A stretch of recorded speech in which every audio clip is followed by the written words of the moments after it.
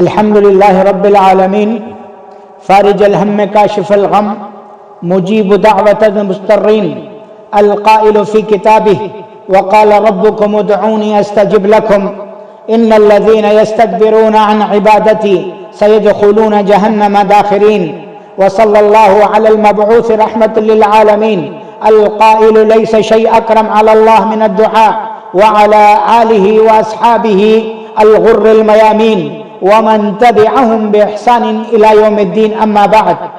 سامعین محترم، قانون فطرت ہے کہ محتاج اپنی حاجت براری اور مصیبت زدہ دکھ سے نجات پانے کے لیے اس کی طرف رجوع کرتا ہے جو اس کی حاجت روائی اور مشکل کشائی کر سکے۔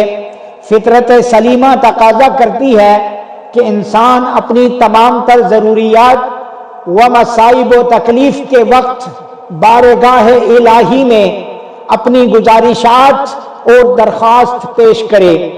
چونکہ اسلام دین فطرت ہے، اس لیے وہ ہمیں یہی تعلیم دیتا ہے کہ ہم جو مانگیں، جب بھی مانگیں، صرف اسی سے مانگیں۔ وہ سوال کرنے پر خوش ہوتا ہے، فقیری اور امیری میں اس سے مانگتے ہی رہنا چاہیے۔ سامعین محترم، اس دربار عالی میں اپنی معروضات پیش کرتے وقت دربار عالی شان کے آداب کو ملحوظ رکھنا ضروری ہے۔ سامعین محترم، آج آداب دعا کے بارے میں چند گزارشات کروں گا۔ سب سے پہلے ہے دعا کا مفہوم۔ دعا کیا چیز ہے؟ دعا عربی زبان کا لفظ ہے اور دعا یدعو سے مصدر ہے۔ لغت عرب میں یہ لفظ کئی معنوں میں مستعمل ہے۔ مثلا نمبر 1 سوال کرنا، نمبر 2 کسی کو پکارنا یا بلانا، نمبر 3 کسی کام کی ترغیب دلانا، نمبر 4 مدد طلب کرنا، نمبر 5 عبادت۔ شرعی مفہوم کے لحاظ سے حافظ ابن حجر رحمہ اللہ فرماتے ہیں الدعاء هو اظہار غایت التذلل والافتقار الى اللہ والاستکانۃ له۔ فتح الباری میں امام ابن حجر فرماتے ہیں کہ اللہ تعالیٰ کے حضور انتہائی عاجزی اور انکساری اور محتاجی ظاہر کرنے کا نام دعا ہے۔ اور علامہ مبارک پوری رحمہ اللہ فرماتے ہیں الدعاء هو طلب الادنى بالقول من الاعلى شيئا على جهة الاستکانہ۔ تحفۃ الاحوذی میں علامہ مبارک پوری رحمت اللہ علیہ فرماتے ہیں کسی کمتر کا اپنے بزرگ کو برتر آقا و مولا سے نہایت عجز و انکساری کے ساتھ کسی چیز کا سوال کرنا دعا کہلاتا ہے۔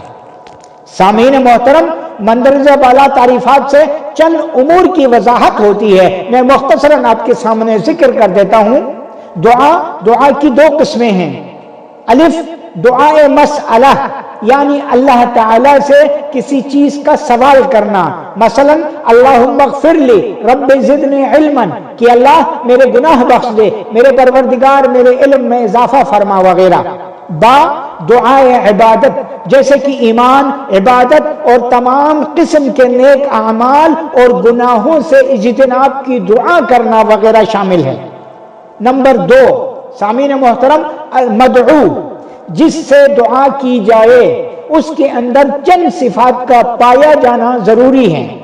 نمبر 1 الوجود، جسے پکارا جائے وہ قائم بالذات اور واجب الوجود ہو، یعنی اپنے وجود میں کسی کا محتاج نہ ہو۔